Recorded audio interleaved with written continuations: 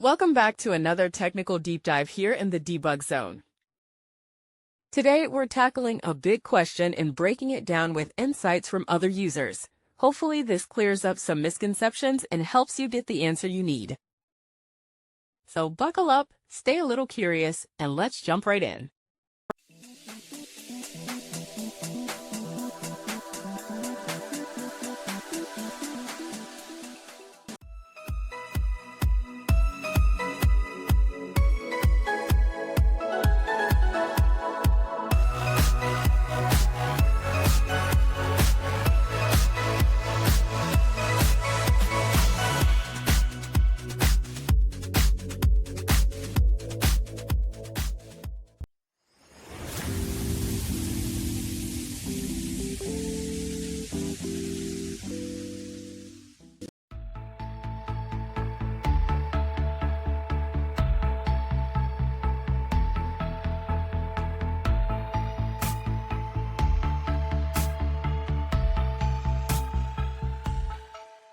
And that's a wrap.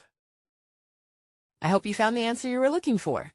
If you did, take a second to hit that subscribe button. It really helps out. And let me know in the comments which solution worked best for you. See you next time in the debug zone.